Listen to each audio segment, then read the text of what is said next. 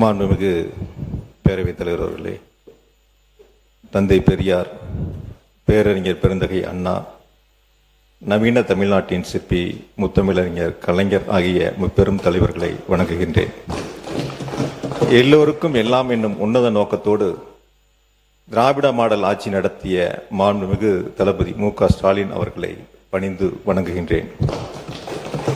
இளைஞர்களுடைய நம்பிக்கை நாளைய தமிழகம், எங்களின் எதிர்காலம் மாண்புமிகு எதிர்க்கட்சி தலைவர் உதயநிதி ஸ்டாலின் அவர்களை வணங்குகின்றேன்.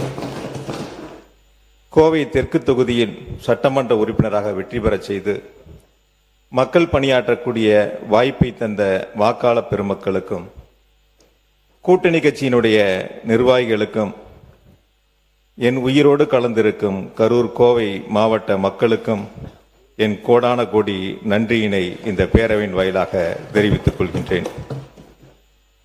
கோவையில் செம்மொழி பூங்கா, பெரியார் நூலகம், ஜி.டி. நாயுடு மேம்பாலம், மேற்கு புறவழிச்சாலை, புதிய ஐடி பார்க், மாநகராட்சி சாலை விரிவாக்கத்திற்கான சிறப்பு நிதிகள், தொழில் வளர்ச்சி, மக்களுக்கான வளர்ச்சி திட்டங்கள் என 5 ஆண்டுகளில் கோவைக்கு 20,000 கோடிக்கு மேல் வளர்ச்சி திட்டங்களை தந்த மாண்புமிகு தளபதி அவர்களை இந்நேரத்தில் என் நன்றியை அவர்களுக்கு பணிவன்போடு சமர்ப்பித்துக் கொள்கின்றேன். கரூரில் ஒரு அரசு வேளாண்மை கல்லூரி, மினி ஐடி பார்க், புதிய பேருந்து நிலையம், புதிய சிப்காட், முருங்கை பார்க், புதிய குடிநீர் திட்டம், குளித்தலை அரசு மருத்துவமனைக்கு கட்டிடம், கிருஷ்ணாயபுரம் அரசு கலைக்கல்லூரிக்கு கட்டிடம் என 5 ஆண்டுகளில் கரூர் மாவட்டத்திற்கு 5,000 கோடிக்கான வளர்ச்சி திட்டங்களை தந்த கரூர் மாவட்ட மக்களுக்கு தந்த திராவிட மாடல் ஆட்சியினுடைய நாயகர் மாண்புமிகு தளபதி மு.க. ஸ்டாலின் அவர்களுக்கு இந்த நேரத்தில் மாவட்ட மக்களின் சார்பாக என் நெஞ்சம் நிறைந்த நன்றியை பணிவன்போடு சமர்ப்பித்துக் கொள்கின்றேன்.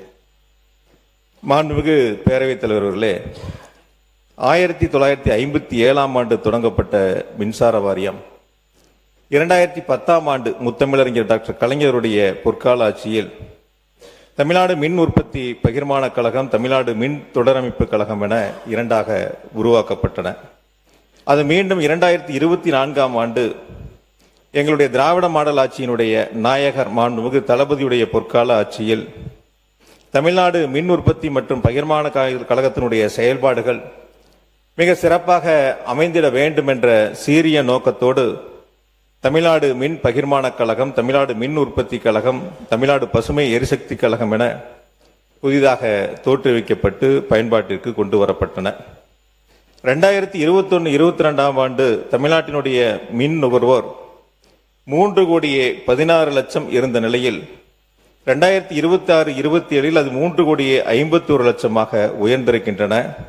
திராவிட மாடல் ஆட்சியில் 35 லட்சம் புதிய மின் இணைப்புகள் வழங்கி வரலாற்று சாதனையை நிகழ்த்தி இருக்கின்றன. எங்களுடைய கழகத்தினுடைய தலைவருடைய பொற்கால ஆட்சியில் 1/4/2021 அன்று தமிழ்நாட்டினுடைய மொத்த மின் நிறுவுதிறன் 32,595 மெகாவாட்டாக இருந்தன.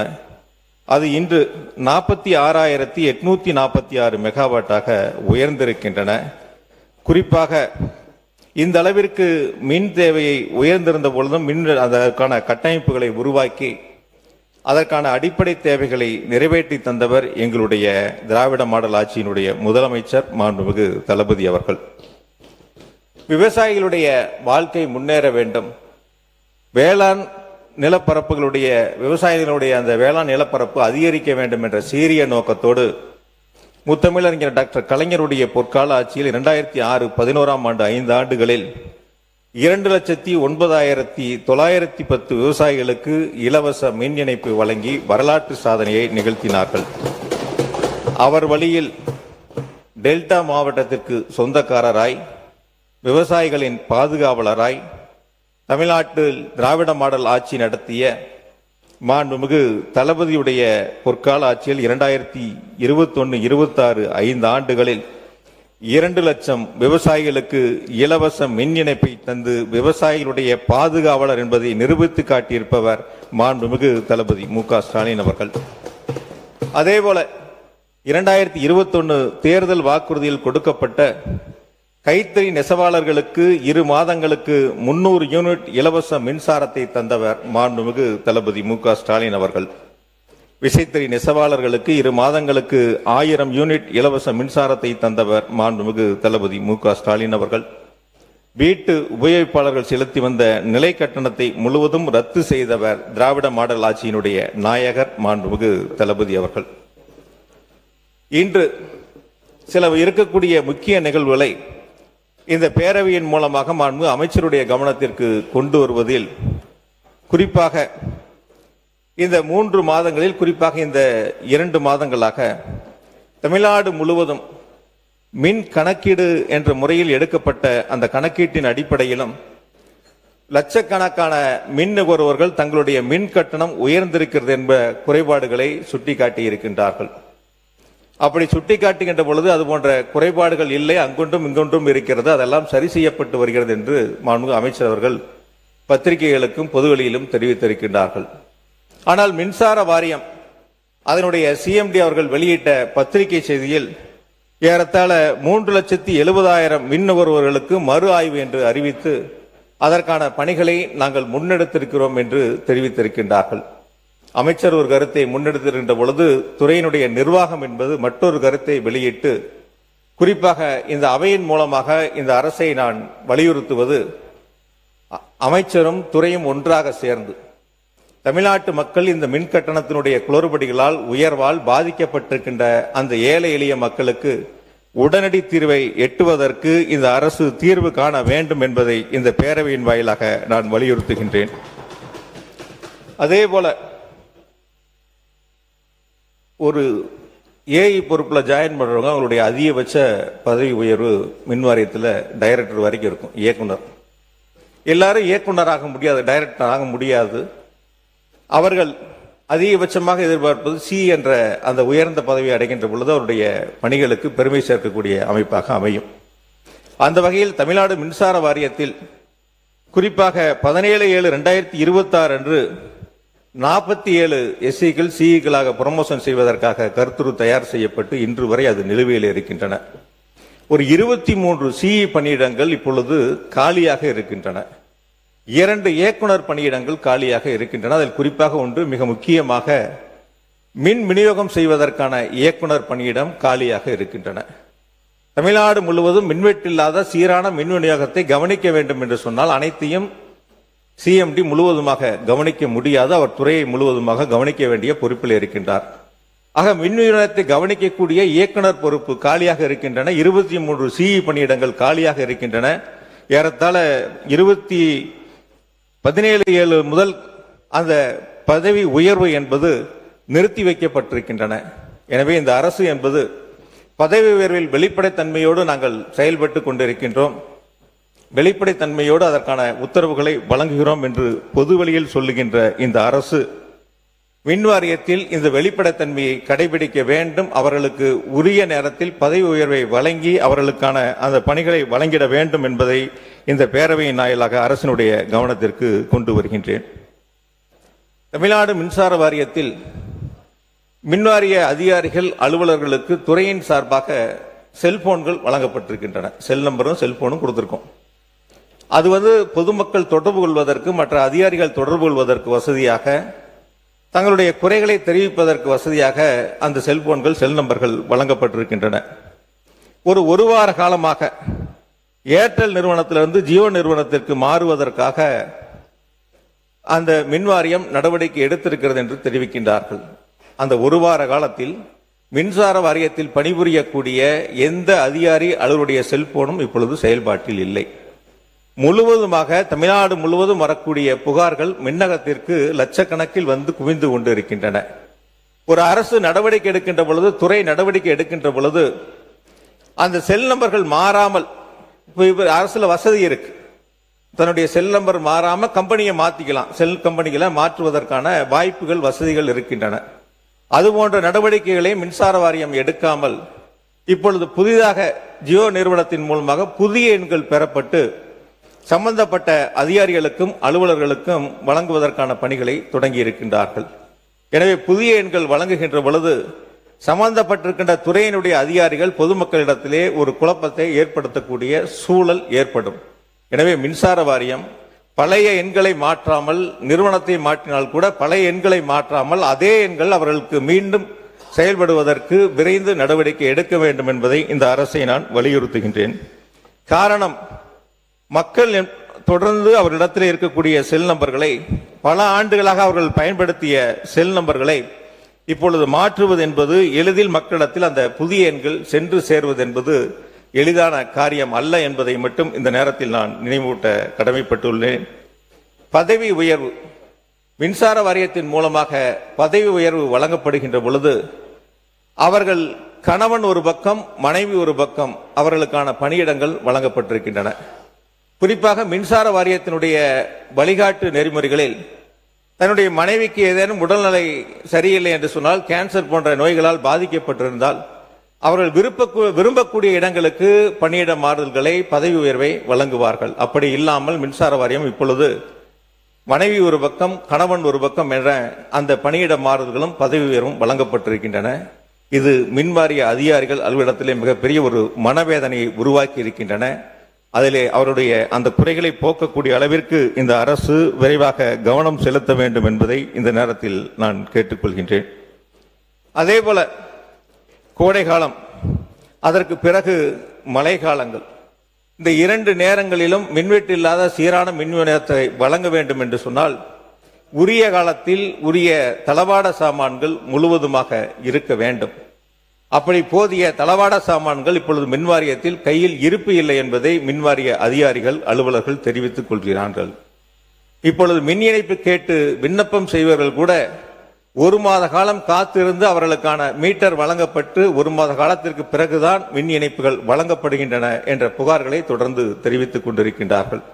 ஆகையால் புதிய அரசு அந்த தளவாட சாமான்களை உரிய காலத்தில் கொள்முதல் செய்வதற்கான ஏற்பாடுகளையும், புதிய மின் இணைப்பு கேட்டு விண்ணப்பித்திருக்கின்றவர்களுக்கு உடனடியாக மின் இணைப்பை வழங்கக்கூடிய வகையில் அவர்களுக்கு தேவையான மீட்டர்களையும் உடனடியாக வழங்குவதற்கான நடவடிக்கைகளை மேற்கொள்ள வேண்டும். மின்துறை அமைச்சர் அவர்கள் மின்வாரியத்தினுடைய தலைமை அலுவலகத்திலும் மற்ற பல இடங்களிலும் மின்வாரியத்திலிருந்து 18 ஹார்ட் டிஸ்கில் காணாமல் போயின, அவற்றில் முக்கிய ஆவணங்கள் எல்லாம் அதில் இருந்தன என்று ஒரு கருத்தை வெளியிட்டார்கள். அவர் சொன்னது 18 ஹார்ட் டிஸ்க், கிடைத்ததாக சொன்னது 38 ஹார்ட் டிஸ்க். ஆக மின்வாரியத்தில் 18 ஹார்ட் டிஸ்க் காணான்னா 38 கிடைக்கப்பட்டிருக்கிறது. மின்துறை அமைச்சர். மாண்புமிகு பேரவைத் தலைவர் அவர்களே, நான் கடைசியாக தான் பதில் உரை சொல்லலாம்னு நினைச்சேன். ஏன்னா இந்த வழக்கை பற்றி பேசியதனால் இது உடனே பதில் சொல்லாம நினைச்சோம். ஸோ முதலாவதாக மாண்புமிகு நம்ம உறுப்பினர் அவர்கள் சொன்னது வந்து நல்ல மைக், நல்ல உங்க பக்கம் தெரிவிக்கோங்க. மாண்புமிகு உறுப்பினர் அவர்கள் சொன்ன விஷயம் வந்து, அதாவது கடந்த 2 மாதங்களாக நிறைய ஒரு 3,70,000 கனெக்ஷன்ஸ் வந்து நம்ம ரீஅசஸ்மென்ட் பண்ணிட்டு இருக்கோம். அது குறித்து அவர் சொல்லியிருந்தார். அதாவது இது குறித்து சமூக வலைதளங்களில் ஒரு சில இதுல வந்து பார்த்தப்ப நிறைய இடத்துல வந்து அதிகப்படியாக எங்களுக்கு மின் கட்டணங்கள் வந்துள்ளதுன்ற சமூக ஊடகங்கள்ல ஒரு சில இடங்களுக்கு வந்தது. ஸோ அதற்கப்புறம் இது என்னன்னு விசாரிக்கணும். ஏன்னா பொது தளங்களில் வந்துட்டே இருக்குன்னு சொல்லிட்டு மின்சார வாரியம் தானாக முன் வந்து ஒரு அதிகப்படியாக போன வருஷத்திற்கும் அதுக்கு முந்தின வருஷத்தோட கம்பாரிசனை பார்த்து நம்ம தானாக முன் வந்து ஒரு 3,70,000 கனெக்ஷன்ஸ், இதெல்லாம் வந்து 3 மடங்கு 4 மடங்கு அதிகப்படியாக கட்டணங்கள் போன ஆண்டை கம்பேர் பண்றப்ப வந்திருக்கோம். அவங்களுக்கு வந்து நம்ம தானாக முன் வந்து நம்ம ரீஅசஸ்மெண்ட் பண்ணலாம்னு சொல்லிட்டு சுமார் 3,70,000 கனெக்ஷன்ஸை ரீஅசஸ்மெண்ட் பண்ணோம். அது சம்பந்தப்பட்ட சுற்றறிக்கை தான் அவர் குறிப்பிட்ட சுற்றறிக்கை. அது தானாக முன் வந்து அது குறித்து கூட திமுகவின் தலைவர் வந்து இல்ல கம்ப்ளைண்ட் வந்ததுன்னு சொன்னால் அதுதான் நான் கிளாரிஃபை பண்ணியிருந்தேன். எந்த கம்ப்ளைண்ட் 3,70,000 கம்ப்ளைண்ட் வரல. மின்சார வாரியம் தானாக முன் வந்து அந்த அசஸ்மெண்ட் பண்ணோம். ஸோ அந்த அசஸ்மெண்ட் அடிப்படையில் கடைசியில் பார்த்தீங்கன்னா சுமார் 2,719 மட்டும்தான் மிஸ்மேட்ச். அப்போ நம்ம பண்ண எல்லா 3,70,000 எல்லாத்தையும் கம்ப்ளீட் பண்ணுறப்ப 2,719 தான் மிஸ்மேட்ச். அதுவும் எதனாலன்னு பார்த்தீங்கன்னா meter defect 1,350, wrong meter reading, அது வந்து அங்கே போகிறப்ப மேனுவலாக நடக்கிற ராங் மீட்டர் ரீடிங்கில் 1,369. இது வந்து எல்லா காலகட்டங்களிலும் ஒரு 0.5 to 6% அது வந்து நடக்கக்கூடிய விஷயங்கள் தான். ஆனால் எதனால இவ்வளவு வேரியேஷன் மக்கள் இவ்வளவு வேரியேஷனை பார்க்குறாங்க அப்படின்னு நம்ம திரும்ப அசஸ் பண்ணப்போ கடந்த மாதங்களில், அதாவது டேபிள் ரீடிங் என்ற ஒன்றை வந்து கடந்த காலங்களில் அவங்களாம் ஃபாலோ பண்ணிட்டு இருக்காங்க. அந்த டேபிள் ரீடிங் என்னன்னு பார்த்தீங்கன்னா அசஸ்மெண்ட் செய்யாமலேயே தானாக அங்கேயே அசஸர்ஸ் உட்காந்து அந்த முந்தைய ரீடிங்கை பதிவு செய்கிற வழக்கம் பல காலங்களாக இருந்து வந்துள்ளது. தேர்தல் அந்த மாதங்களில், அதாவது ஏப்ரல் மாதங்களில் அவங்க அசஸ்மெண்ட் எடுக்காம முந்தைய ரீடிங்ல பல இடங்கள்ல, பெரும்பாலான இடங்கள்ல முந்தைய ரீடிங், அதாவது ஜனவரி மாதம் என்ன ரீடிங் எடுத்தப்பட்டிருக்கோ அதையே பதிவு செய்து வைத்துள்ளார்கள் பெரும்பாலான இடங்களில். ஸோ நம்மளுடைய ஆட்சி வந்த பிறகு எல்லாம் மேனுவலாக கண்டிப்பாக ரீடிங் எடுக்கணும், எல்லாம் அசஸ் பண்ணி பண்ணுறப்போ அப்போ நேரடியாக போகும் பொழுது கடந்த 4 மாதங்களும் ஏன்னா அந்த ரீடிங் எல்லாம் மொத்தமாக வரும் பட்சத்தில் நிறைய இடத்துல அந்த மிஸ் மேட்ச் இருக்கு. ஸோ அதுதான் முக்கியமான காரணமாக. ஏன்னா இந்த அசஸ்மெண்ட் எல்லாம் முழுவதுமாக முடிந்த பிறகு பெரிய அளவில் எந்த அளவுலையும் மிஸ் மேட்ச் இல்லை. அப்போ என்ன காரணம்னு பார்த்தால் முந்தைய காலங்களில் சரியாக மேனுவலாக போய் ரீடிங் எடுக்காமல், நேரடியாக போய் ரீடிங் எடுக்காமல் அது வந்து டேபிள் ரீடிங் என்ற பெயரில் போட்ட காரணம். அதை வருங்காலங்களில் கண்டிப்பாக நேரடியாக போய் எடுக்க வேண்டும். அதுலேயும் ப்ளூடூத் வழியாக மொபைல் எடுக்கணும்னு சொல்லி வலியுறுத்தி ஆல்ரெடி அதை உத்தரவிடப்பட்டுள்ளது. அடுத்த கட்டமாக நிறைய இடத்துல மின்சார தட்டுப்பாடு இருக்குன்னு சொல்லியிருக்கிறார், அதுக்கான தளவாடங்கள் இல்லைன்னு சொல்லியிருக்கிறார். நம்ம அதுக்கு முன்னாடி ஒரு விஷயம் மட்டும், இந்த மின்சார வாரியம் கடந்த 5 ஆண்டுகளில் பட்ட பாடு நம்ம ஒரு நிமிஷம் விளக்கணும்னு காட்டுறோம். அதாவது நம்ம மாண்புமிகு நம்ம கரூர் முன்னாள் சட்டமன்ற உறுப்பினர் திரு சந்திரமன்ற உறுப்பினர், கோயம்புத்தூர் சட்டமன்ற உறுப்பினர், நான் கரூர் சட்டமன்ற உறுப்பினர் நினைச்சேன், கோயம்புத்தூர் சட்டமன்ற உறுப்பினர். அவர் தான் 2021 உட்காருங்க, 2021 இந்த துறைக்கு உட்காருங்க, அதான் சொல்லிட்டு இருக்காங்க. 2021 அண்ணா அவை முன்னவர் 2021 உட்காருங்க, 2021 அமைச்சராக இருந்தார். அதான் நான் தான் திருத்திக்கிறேன்னு சொல்றேன்ல, அமைச்சராக இருந்தார். இல்ல எல்லாத்துக்கும் எதிர்கட்சி தலைவர் சொன்னதை நீக்கிட்டீங்களா? அவர் சொன்னதை நீக்கிட்டீங்களா தலைவரே? இல்ல எதிர்கட்சி மாண்புமிகு சங்கி அமைச்சர், மன்னிக்கணும், மாண்புமிகு எரிசக்தி துறை அமைச்சர் அவர்கள் பேச இல்ல மாண்புமிகு பாத்ரூம்ல நீக்கிட்டீங்களா? மாண்புமிகு பாத்ரூம்ல 3 மணி நேரம் உட்கார்ந்து இந்த எதிர்கட்சி தலைவர் நான் சொன்னா பாத்ரூம்ல 3 மணி எவ்வளவு நேரம்? 5 நிமிஷம் ஆகுமா? உட்காரணும். எல்லாருக்கும் பேச தெரியும். உட்காருங்க. பாத்ரூம்ல 3 மணி நேரம் உட்கார்ந்து இந்த எதிர்கட்சி தலைவர் சொல்றதுக்கு 5 நிமிஷம் ஆகாது. உட்காரணும். என்ன பேசணுமோ இதெல்லாம் தேவையில்லாத வார்த்தைகளை பேசினால் எங்களுக்கும் பேச தெரியும். எங்களுக்கும் பேச தெரியும். தேவையில்லாத வார்த்தைகளை பேசினால் எங்களுக்கும் பேச தெரியும். என்னவோ அதுதான் பேசணும். இல்ல மாண்பு உறுப்பினர், இந்த கரூர் மாண்பு உறுப்பினர் இந்த கம்பெனி என்ற வார்த்தையை நீங்க வந்து அவைக்குள் நீக்கிட்டீங்களா? நீக்கியாச்சா? சரி. நீங்களே பேசி திருத்திக் கொண்டீர்கள். இருந்தாலும் அது அவைக்குள் அந்த வார்த்தை நீக்கப்படுகிறது. நீக்கியாச்சா? உட்காருங்க. அதான் நீக்கிட்டாங்க. எதிர்கட்சி மாண்பு எதிர்கட்சி தலைவர் உட்காருங்க. மாண்பு எதிர்கட்சி தலைவர் உட்காருங்க. மாண்பு எதிர்கட்சி நீங்களே உட்காருங்க. நீங்களே உட்காருங்க. அந்த பதார் அவரை உட்காருங்க. மாண்பு எதிர்கட்சி தலைவர் நீங்க மட்டும் நீங்க இல்லைங்க. மாண்பு எதிர்கட்சி தலைவர் பேச அனுமதிச்சிருக்கேன். அவர் பேச அனுமதிக்க நீங்களே அதை அப்ஜெக்ட் பண்றீங்களா? அவர் பேசுறத நீங்க பேசுங்க. தலைவர் அவர்களே, இப்போ தமிழ்நாட்டில் யார் பாத்ரூம்ல எவ்வளவு நேரம் உட்கார்ந்துருக்காங்க அப்படின்னு கண்காணிக்கிறதுக்கு ஒரு தனி அமைச்சர் வச்சிருக்கீங்களா என்பதை நான் கேட்க விரும்புறேன். பொதுப்பணித்துறை அமைச்சர் அவர்கள். பேரவைத் தலைவர் அவர்களே, இந்த விவாதம் மானிய கோரிக்கைக்கான விவாதம் எல்லாருக்கும் தெரியும். பேச விடுங்க.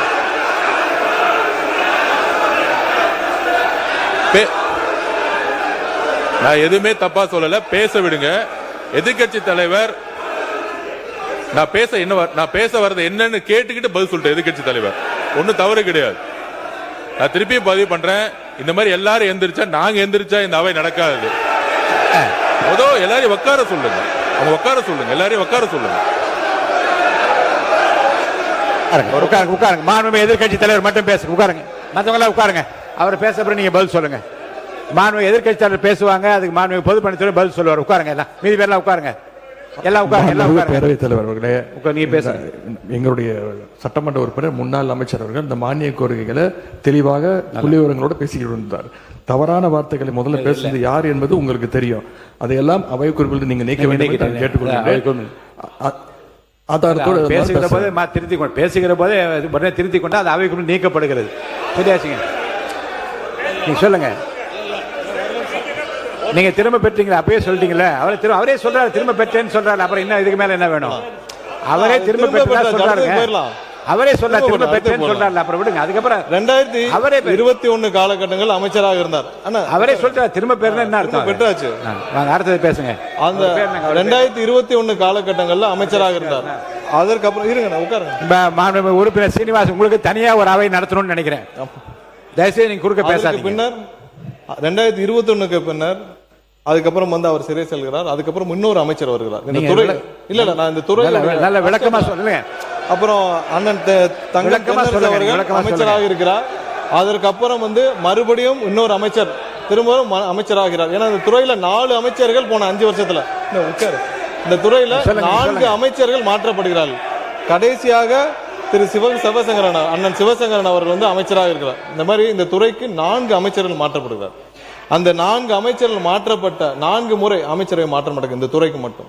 அதுல என்ன நடக்குதுன்னு பாத்தீங்கன்னா, எல்லா வருடமும் அதாவது ஒவ்வொரு வருட காலகட்டத்திலையும் பாத்தீங்கன்னா, இப்ப சொல்றோமே நம்ம ஆட்கள் பற்றாக்குறை எல்லாமே சொல்லி வரமே, இந்த துறைக்கு மட்டும் அதாவது 2016 நான் அதுக்கு முந்தைய ஆண்டு மட்டும் ஒரு கம்பாரிசன் சொல்றேன். 2016 2021 ஆண்டு காலத்துல மட்டும் நம்ம மொத்தமாக இங்க ஆட்கள் வேலைக்கு எடுத்தது வந்து 9613 பேர். அதே இதுல இந்த 2021 26 காலகட்டத்தில் வந்து 343 பேர் மட்டும்தான் வேலைக்கு ஆளுகிறதுக்கு எடுக்கப்பட்டது இந்த துறைக்கு. அது ஒரு மிகப்பெரிய, ஏன்னா 15,000 பேர்கிட்ட 10,000 பேர்கிட்ட நம்ம வந்து ரிட்டையர்மெண்ட் ஆகிற இடத்துல 343 பேர் மட்டும்தான். இது மிகப்பெரிய ஒரு பற்றாக்குறை. அது இல்லாம சப்ஸ்டேஷன் அதுக்கு முந்தைய ஆண்டு காலத்தில் வந்து 2016-21 காலகட்டத்தில் 359 சப்ஸ்டேஷன்ஸ் கொண்டு வரப்பட்டது. அதுல இந்த ஆண்டு காலம் இதை 2021-26 வந்து 122. இது மாதிரியான இன்ஃப்ராஸ்ட்ரக்சர் லெவல்ல பெரிய லெவலான எந்த பெரிய மாற்றங்களும் செய்யப்படவில்லை. அதே காலகட்டத்தில் நீங்க ஒண்ணு இல்லை, இப்போ தளவாடங்களை பத்தி சொல்லியிருந்தார். எவ்வளவு தளவாடங்கள், அதாவது நாங்க டிரான்ஸ்ஃபார்மர்லாம் நிறைய வாங்கணும், இந்த வார காலகட்டத்தில் நிறைய தளவாடங்கள் தேவைப்படும். அதுக்கு முந்தைய ஆட்சி காலத்தில் இருந்து வாங்கின தளவாடங்களுக்கும் இப்போயும் கம்பேர் பண்ணோம்னா, அதுக்கு முன்னாடி பாத்தீங்கன்னா 84,000 ஒரு டிரான்ஸ்ஃபார்மரும் போன 5 ஆண்டுகள்ல 99,000 டிரான்ஸ்ஃபார்மர் மட்டும் தான் வாங்கப்பட்டது. ஏன்னா நம்மளுடைய தேவைகள் மிகவும் அதிகம். நமக்கு இப்போ மட்டும் பாத்தீங்கன்னா இந்த துறைக்கு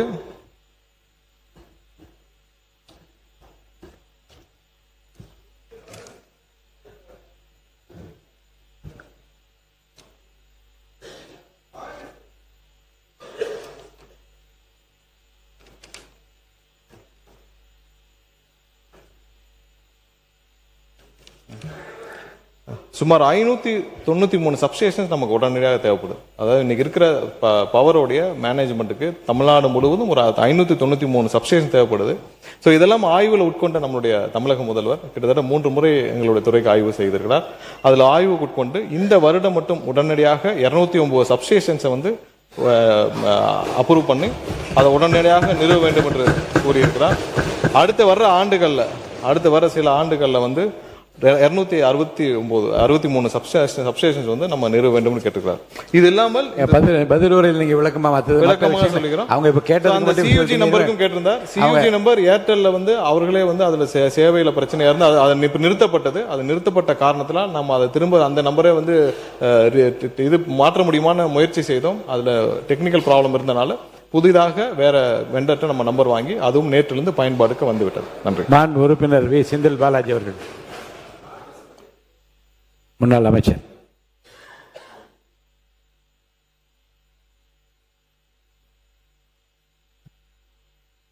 மாண்புமிகு பேரவைத் தலைவர் அவர்களே, ஒரு வார்த்தை பேசினால் மறு வார்த்தை பேசுவதற்கு எங்களுக்கும் தெரியும். இதுதான் வேண்டாம். இல்ல நான் வேண்டாம்னு பேசிட்டு நீங்க நீக்கிறீங்க. மாண்புமிகு பேரவைத் தலைவர் நீக்கிறேன்னு சொல்றதுக்கு அப்புறம் பொதுவெளியில போனதுக்கு அப்புறம் நாங்க பதில் சொல்லாம ஊமையா இருந்துட்டு போறதுக்கு இந்த சபைக்கு நாங்க வரல. எங்களுடைய மக்களுடைய கோரிக்கைகளை நானும் பதில் சொல்லிட்டேன். இருங்க, அவர் சொன்னதுக்கு பதில் சொல்லுங்க. அவளுக்கு மாண்புமிகு பேரவைத் தலைவர்களே, அந்த ஹார்ட் டிஸ்க் சம்பந்தமா கேட்டேன். பொதுவெளியில மாண்புமிகு மின்துறை அமைச்சர் அவர்கள் சொல்லுகின்ற பொழுது சீரமைப்புகள், முறைகேடுகள், வார்த்தைகள் பார்த்தீங்கன்னா ஒவ்வொரு பத்திரிகையாளர் சந்திப்பிலையும் பெரிய தடிமனான வார்த்தைகளா பயன்படுத்துற மாதிரி ஒரு தோற்றத்தை உருவாக்குறார். அதான் எங்களுடைய எதிர்க்கட்சி தலைவர் போட்டுதலுக்குரிய எங்களுடைய சின்னவர் இப்ப சொன்னாங்க காலையில. எது இருந்தாலும் நம்ம பதவி ஏற்றுக்கிட்ட கடமையை நிறைவேற்றக்கூடிய வகையில ஒரு தவறுகள் இருந்தால் உடனுக்குடன் அதை சுட்டி காட்ட வேண்டும், அதன் மீது நடவடிக்கை எடுக்க வேண்டும். அதுதான் நம்ம உறுதிமொழி எடுத்துக்கொண்டதனுடைய அர்த்தம் நிறைவேறும். அப்படி இல்லாம துறையில் சில தவறுகள் இருந்தால் அல்லது முன்னால் உங்களுக்கு கண்களுக்கு அது தவறாக தெரிந்தால் உடனுக்குடன் அதை சுட்டிக்காட்டி நடவடிக்கைகளை மேற்கொள்ள வேண்டும். துணை மின் நிலையங்களுடைய நிலைகளை பற்றி சொன்னார்கள். 423 துணை மின் நிலையங்கள் கடந்த 5 ஆண்டுகளில் திராவிட மாடல் ஆட்சியில் அறிவிக்கப்பட்டு 122 துணை மின் நிலையங்கள் நிறைவேற்றப்பட்டு பயன்பாட்டிற்கு கொண்டு வரப்பட்டிருக்கின்றன. நீங்க கொடுத்த வெள்ளை அறிக்கையிலேயே ஏறத்தாழ 122 துணை மின் நிலையங்கள் 10,109 கோடி ரூபாய் மதிப்பீட்டில் பணிகள் நடைபெற்று வருகின்றன என்று உங்களுடைய வெள்ளை அறிக்கையில் நீங்களே தெரிவித்திருக்கின்றீர்கள். அதற்கு 5,066 கோடி ரூபாய் செலவுகள் செய்யப்பட்டிருக்கின்றன, மீதம் இருக்கக்கூடிய பணிகள் நடைபெற்று வருகின்றன என்று சொன்னீர்கள். ஆகையால் கடந்த 5 ஆண்டுகளில் மின் உற்பத்தி அதிகரிப்பதற்கு அதற்கான புதிய திட்டங்களையும் புதிய மின் உற்பத்திக்கு ஏற்ப மின் விநியோகத்திற்கான வழித்தடங்களையும் கட்டமைப்புகளையும் உருவாக்குவதில் திராவிட மாடல் ஆட்சியினுடைய நாயகர் மாண்புமிகு முத்துவேல் கருணாநிதி ஸ்டாலினுடைய பொற்கால ஆட்சியில் மிக சிறப்பாக நடவடிக்கைகள் மேற்கொள்ளப்பட்டன.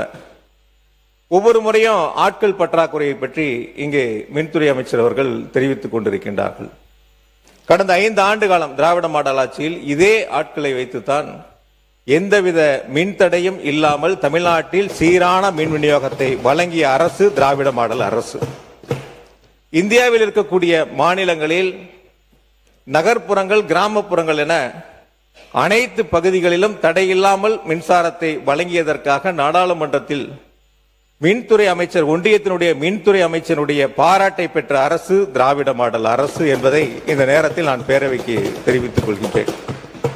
ஆக துணை மின் நிலையங்களுடைய அமைப்புகள் ஒரு பக்கம் இருக்கின்ற பொழுது கூடுதலாக மின் வழித்தடங்கள் எவ்வளவு அமைக்கப்பட்டிருக்கிறது என்று சொன்னால், இஎச்எட் லைனை பொறுத்த வரைக்கும் 4003 கிலோமீட்டர். இது நீங்க வெள்ளை அறிக்கையிலேயே கொடுத்திருக்கிறீங்க எவ்வளவு அமைக்கப்பட்டிருக்குங்கிறத. ஹெச்எட் லைனை பொறுத்த வரைக்கும் 25,963 கிலோமீட்டர். எல்டி லைனை பொறுத்த வரைக்கும் 23,173 கிலோமீட்டர் கடந்த 5 ஆண்டுகளில் மின் வழித்தடங்கள் அமைக்கப்பட்டிருக்கின்றன. 99,000 மின்மாற்றிகள் கடந்த 5 ஆண்டுகளில் அமைக்கப்பட்டிருக்கின்றன. இதுவரை தமிழ்நாடு அரசினுடைய வரலாற்றில் ஓர் 5 ஆண்டுகளில் 99,000 புதிய மின்மாற்றிகள் அமைக்கப்பட்ட அரசு திராவிட மாடல் அரசு என்பதை இந்த நேரத்தில் நான் பெருமையோடு இந்த அவைக்கு நான் சுட்டிக்காட்டுகின்றேன். ஆகையால் மின் கட்டமைப்பு என்பது ஒரு பக்கம் முழுமையாக வலுப்படுத்தப்பட்டு மின்சார விநியோகத்திற்கான நடவடிக்கைகள் எடுக்கப்பட்டதோடு இன்னும் மிக முக்கியமாக இந்த கொள்கை விளக்க குறிப்பு நேற்று நைட்டு 10 மணிக்கு வந்துச்சு. 10 மணிக்கு கொடுத்தாங்க. 6 துறைகள் இருக்கு, 6ஐயும் படிக்கணும். நான் நைட்டு தூங்கும்போது மணி 3:30, காலையில் எந்திரிக்கும் போது திரும்ப 5:30. மாண்புமிகு உறுப்பினர், ஏற்கனவே நேற்று கூட நான் இதை பற்றி இங்கே வந்து அறிவுறுத்தினேன். மாண்புமிகு அமைச்சர் பெருமக்களுக்கும் மாண்புமிகு அமைச்சர் பெருமக்களுக்கும் துறை சார்ந்தவர்களுக்கும் நான் ஏற்கனவே அறிவிப்பு நான் சொல்லியிருக்கிறேன். இந்த மானிய கோரிக்கைகள் மீது பேசுகின்றவர்களும் அல்லது உறுப்பினர்களும் படித்தாதான் நாம் என்னென்ன சீரிய திட்டங்களை எல்லாம் கொண்டு வந்திருக்கிறோம் என்று மக்களிடம் கொண்டு போய் சேர்க்க முடியும். அந்த குறையை நிறைவாக்குவதும் சரிவை சரி கட்டுவதற்கும் படித்தால்தான் தெரியும். அப்போ படிப்பதற்குரிய வாய்ப்பை தர வேண்டும் என்றால் ஒரு நாள் முன்னதாகவே, அல்லது நான் 5 நாள் என்று முதல்ல அறிவித்திருந்தேன், அப்புறம் அது 3 நாட்கள் என்று சொன்னால் அது ஒரு நாள் முன்னதாக அடித்தால்தான் படித்து விட்டு வருவதற்கு ஏதுவாக. அந்த வகையில் அனைத்து துறை முன்னாள் முதலமைச்சர் எடப்பாடி பழனிசாமி 2 நாள் முன்னே கொடுப்பேன் என்று சொல்கிறார். இப்போதும் ஒரு நாள் முன்னதாக மாண்புமிகு உறுப்பினர்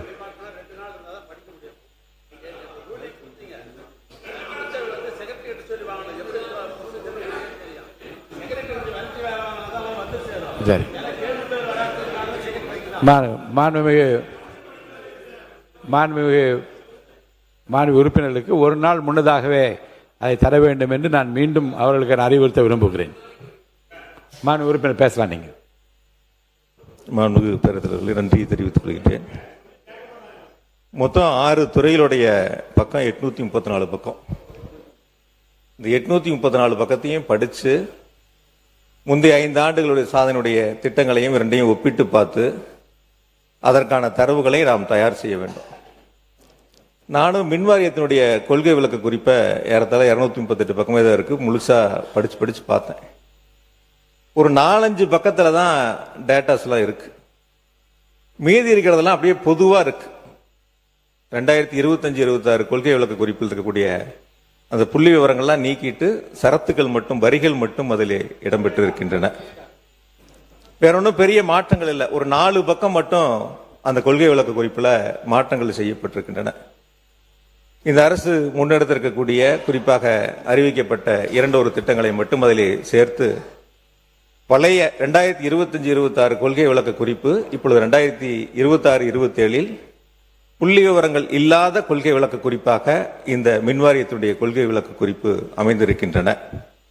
அது மட்டுமல்ல, அந்த கொள்கை விளக்க குறிப்பில் 3437 கேங்மேன்களுக்கு 18/6/2026 ஊர் மாறுதல் செய்ததாக, பணியிட மாறுதல் செய்ததாக அதில் தெரிவிக்கப்பட்டிருக்கின்றன.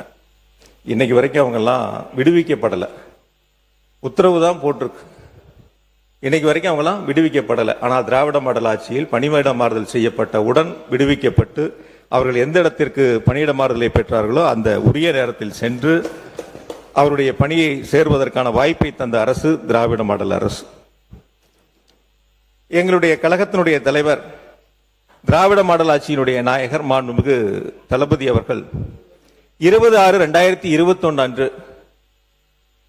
மின்னகம் மின் நுகர்வோர் சேவை மையத்தை 949879 இந்த எண் தமிழ்நாடு முழுவதும் இருக்கக்கூடிய 3.5 கோடி மின் நுகர்வோரும் எளிதில் பயன்படுத்தக்கூடிய வகையில், பொதுமக்களுக்கும் மின் வாரியத்திற்கும் ஒரு பாலமாக அமையக்கூடிய வகையில் மின்னகத்தை மாண்புமிகு தளபதி அவர்கள் திறந்து வைத்தார்கள்.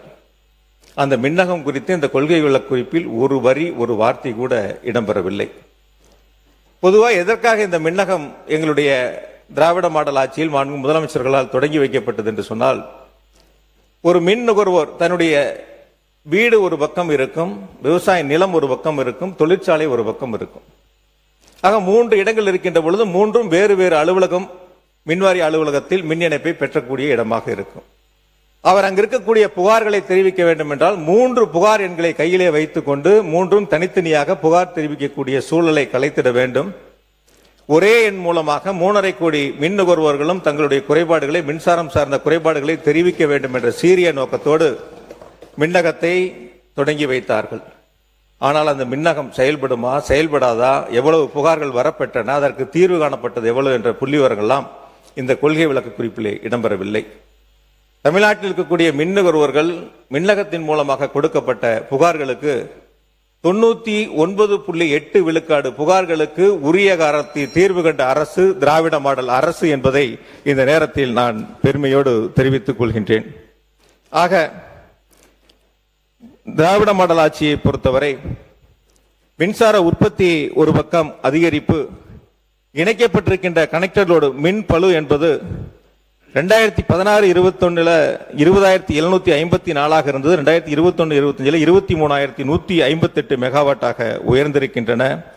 உச்ச மின் தேவையை பொறுத்தவரை 2024-25 ஆண்டில் 20,830 மெகாவாட்டாகவும், ஒரு நாளடைய மின் நுகர்வு என்பது 2025 446 மில்லியன் யூனிட்டாகவும் உயர்ந்து ஒரு வரலாற்று சாதனையை நிகழ்த்திய அரசு திராவிட மாடல் அரசு என்பதை இந்த நேரத்தில் நான் பெருமையோடு சுட்டிக்காட்டுகின்றேன். அதே போல 2000 உறுப்பினர் 20 நிமிடங்களை தாண்டி விட்டீர்கள். ஒரு 2 நிமிஷம் முடிச்சிருங்க. பொதுவாக ஒரு அரசு எந்த அளவிற்கு செயல்படுகிறது என்பதை எடுத்துக்காட்டக்கூடிய இடமாக மின்சாரத்துறை விளங்குகின்றன. நாட்டினுடைய தொழில் வளர்ச்சி, வேலை வாய்ப்புகள் உருவாக்குவதில் அந்த சிறப்பு கவனத்தை பெறக்கூடிய வகையில் மின் விநியோகத்தினுடைய மின் நுகர்வுடைய அதிகரிப்பு எந்த அளவிற்கு தொழில்துறையில் அதிகரிக்கிறதோ அதை பொறுத்துதான் தொழில்துறையினுடைய வளர்ச்சியும் அமைந்திருக்கும். அந்த வகையில் எல்டி தொழிற்சாலையினுடைய மின் நுகர்வு 2019-20 7,315 மில்லியன் யூனிட் என்பது 2025-26 8,500 மில்லியன் யூனிட்டாகவும், ஹெச்டி தொழிற்சாலையுடைய மின் நுகர்வு என்பது 2018-19 26,532 மில்லியன் யூனிட் என்பது 2025-26 36,000 மில்லியன் யூனிட் என்ற அளவிற்கு உயர்ந்திருக்கின்றன. அனல் மின் நிலையங்களை பொறுத்தவரை வடசென்னை அனல் மின் நிலையம் ஸ்டேஜ் 3 பயன்பாட்டிற்கு கொண்டு வந்தவர் மாண்புமிகு தளபதி மு க ஸ்டாலின் அவர்கள். அதே போல உடன்குடி அனல் மின் நிலைய திட்டம், எண்ணூர் சிறப்பு பொருளாதார மண்டலம் உள்ளிட்ட பல்வேறு அனல் மின் திட்டங்களை முன்னெடுத்து அதை விரைவாக முடித்திட வேண்டும் என்று தொடர்ந்து மின்சார வாரியத்தை கண்காணித்து அதற்கு செயல் வடிவம் தந்த அரசு திராவிட மாடல் அரசு, அதனுடைய முதலமைச்சர் மாண்புமிகு தளபதி அவர்களுக்கு இந்த நேரத்தில் என்னுடைய நன்றி பணிவன்போடு தெரிவித்துக் கொள்கின்றேன்.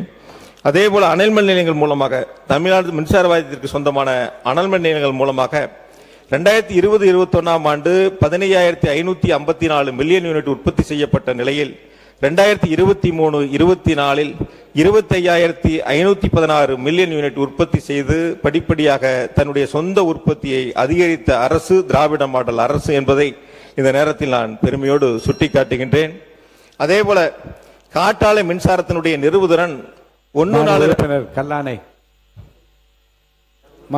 ஒரு நிமிஷம் நன்றி சொல்லி முடிங்க. நன்றி சொல்லி முடிங்க.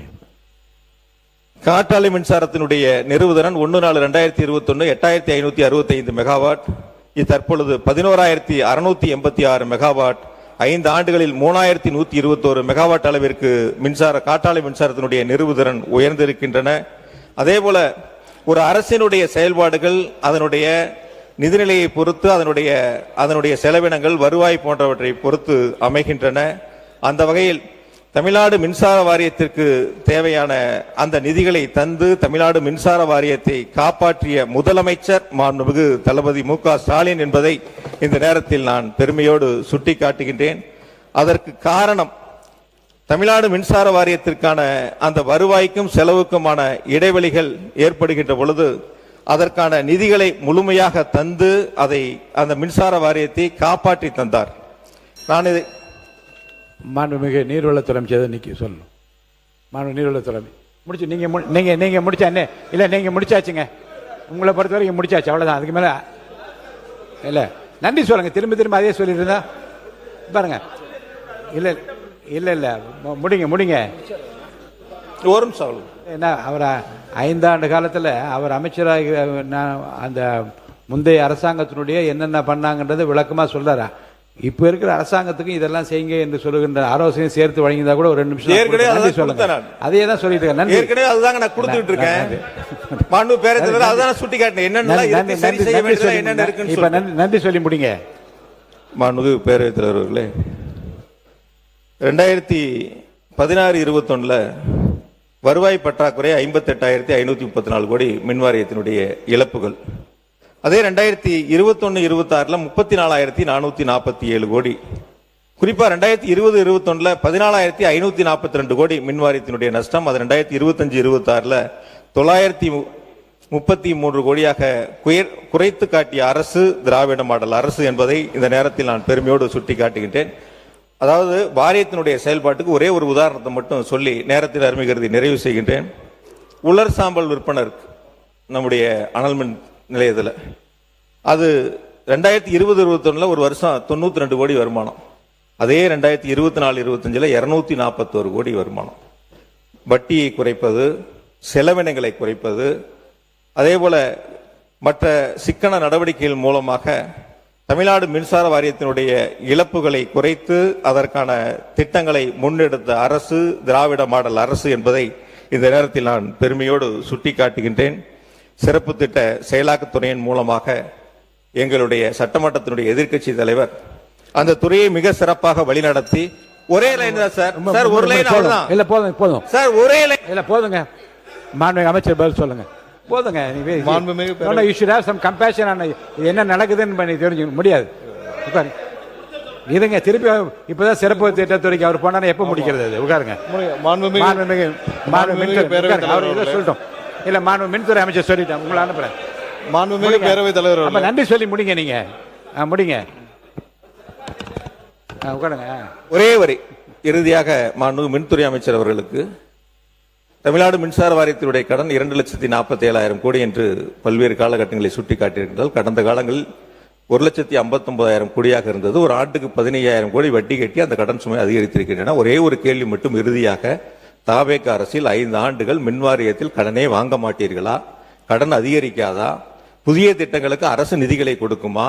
அல்லது முதலமைச்சரிடத்தில் நிதிகளை கேட்டு மின் வாரியத்தினுடைய கடன் சுமை ஏறாமல் நீங்கள் பார்த்துக் கொள்வீர்களா என்பதை மட்டும் இந்த பேரவைக்கு தெரிவிக்க வேண்டும் என்று கேட்டு, தமிழ்நாடு மின்சார வாரியம் என்பது திராவிட மாடல் ஆட்சியில் மக்களுக்கு மின்வெட்டில்லாத மாநிலமாக, விவசாயிகளுக்கு 24 மணி நேரம் மும்முனை மின்சாரம் வழங்கிய அரசாக திராவிட மாடல் அரசை நடத்தியவர் மாண்புமிகு முத்துவேல் கருணாநிதி ஸ்டாலின் என்பதை இந்த பேரவைக்கு தெரிவித்து நன்றியோடு நிறைவு செய்கிறேன். நன்றி, வணக்கம். மாண்புமிகு பேரவைத் தலைவர்களே, தொகுதி கோரிக்கை சம்பந்தமா உங்கள்கிட்ட எழுதி கொடுத்தாரு, நீங்க அவையில் பதிவு செய்து கொள்ள வேண்டும் என்று கேட்டுக்கொள்கிறேன். மாண்புமிகு மின்துறை அமைச்சர் அவர்கள். மாண்புமிகு பேரவைத் தலைவர் அவர்களே, நமது சட்டமன்ற உறுப்பினர் சொல்ற போது, அதாவது 3000க்கும் மேற்பட்ட கேங்மேனுடைய டிரான்ஸ்ஃபர் பத்தி சொல்லியிருந்தார். நாங்க குறிப்பிடப்ப அதான் சொல்லியிருக்கோம். அதாவது இங்க வந்து ஆட்கள் பற்றாக்குறை கண்டிப்பா இருக்கு. பற்றாக்குறை காரணமாக ஒரு சில இடங்களில் அவர்களுக்கு தேவையான பேக்கப் ஆள் இல்லை, அதனால டிரான்ஸ்ஃபர் பண்ண முடியல. ஏன்னா கடந்த ஆண்டுகளில் 343 பேர் தான் நம்ம எடுக்கப்பட்டிருந்தோம்.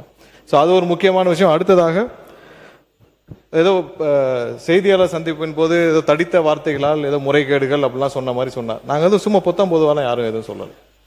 இந்த துறையில் அமைச்சராக வந்த பொழுது முதல்வருடைய உத்தரவின் பேரில் கடந்த 5 ஆண்டுகள் நடந்த அனைத்து டெண்டர்களையும் அனைத்து ஒப்பந்தங்களும் தீவிரமாக ஆராய்ந்து, அதுல 4 அமைச்சர்கள் மாறின பிறகும் எல்லாவற்றையும் ஆராய்ந்து 45 டெண்டர்களில் பெரிய அளவில் முறைகேடுகள் கண்டுபிடிக்கப்பட்டு, அது டிபிஎஸ் விஜிலன்ஸுக்கும் ரெஃபர் பண்ணப்பட்டு, வழக்கும் பதிவு செய்யப்பட்டு, அதுவும் தற்போது விசாரணை நடந்து வருகிறது. அவருக்கும் தெரியும் அது விசாரணையில் நடந்து வருகிறது.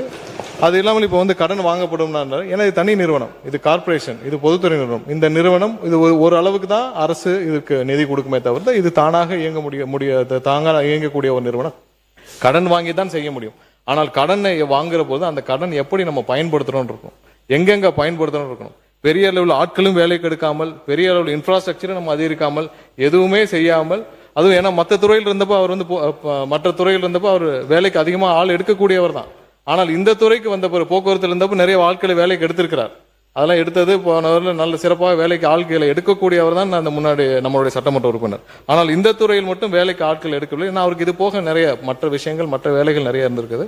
அதனால கண்டிப்பாக இது கடனை வைத்து தான் சமாளிக்க முடியும். அதை எப்படி பயன்படுத்தணும் இருக்கு. கண்டிப்பாக ஒவ்வொரு ரூபாயும் மக்கள் பயன்பாடுக்கு இந்த வாரியத்திற்கு சரியாக பயன்படுத்தப்படும் என்பதை தெரிவித்துக் கொண்டு என்னுடைய பதில் உரையில் எல்லாவற்றையும் விரிவாக விளக்கம். மாண்புமிகு எதிர்க்கட்சி தலைவர் உட்காருங்க. சொல்லுங்க. மாண்புமிகு அமைச்சர், மின்துறை அமைச்சர் பேசுகின்ற பொழுது 5 வருஷத்துல 4 அமைச்சர் நாங்க ஒரு பாக்குறோம். இப்ப தாவேக அரசு எத்தனை அமைச்சர்கள் மாத்துறீங்களா, இல்ல எல்லா அமைச்சர்களும் அப்படியே இருப்பாங்களா, எந்த மாற்றமும் இருக்காதாங்கிறத மக்கள் பொறுத்திருந்து பார்ப்பாங்க. அது முதலமைச்சருடைய சிறப்பு. இது யார் அமைச்சராக இருக்க வேண்டும், எந்த துறைக்கு யார் அமைச்சராக இருக்க வேண்டும், முதலமைச்சருடைய தனிப்பட்ட விருப்பம். அது ஆகையால ஒரு துறையில வந்து அதாவது சொல்லுகின்ற பொழுது கருத்துக்கள் வந்து அது போக்குவரத்து துறையில் அதிக ஆட்கள் எடுத்தாங்க, இதுல ஒரு சரியான ஒரு சட்டமன்றத்தினுடைய நிகழ்வா தெரியல. அது நாங்களும் சொல்ல முடியும். நீங்க வந்து இது வரைக்கும் எஸ்சி கூட்டமே நடத்தல, மின் விநியோகத்துல மின்சார விநியோகத்தை செய்வதற்கான கூட்டமே நீங்க நடத்தல, அப்புறம் எப்படி சீரான மின் விநியோகம் செய்ய முடியும்? அதனாலதான் தமிழ்நாடு முழுக்க மின்வெட்டு ஏற்படுது. லேசா மழை பெஞ்சா சென்னையில 2 நாளா மழை இல்ல, கரண்ட் இல்ல. இது யதார்த்த சொல்றேன். நாங்க என்ன சொன்னோம்னா 4 அமைச்சர்கள் இந்த துறைக்கு மாற்றப்பட்டிருக்கு. 4 முறை அமைச்சரவை மாற்றம் நடந்திருக்கு. 4 முறை மாற்றப்பட்டு இந்த துறையில் என்னென்ன நடந்திருக்கு நம்ம சொல்றோம். அதெல்லாம் ஒன்றும் தப்பு இல்ல. அவர் ஏற்கனவே வந்து வேலைக்கு ஆள் எப்படி எடுத்தான்றது, வேலைக்கு ஆள் எடுப்பதில் வல்லுனர். அது வல்லுனர்னு ஊருக்கே தெரியும். அது எடுத்தவரை இங்கேயே எடுக்கலன்னு தான் கேட்கிறோம். எடுத்திருந்தா நல்லபடியா இருந்திருக்கும், இப்ப நடந்திருக்கும். அடுத்ததுக்கு போகலாம். நன்றி. மாண்புமிகு எதிர்க்கட்சி தலைவர் உட்காருங்க.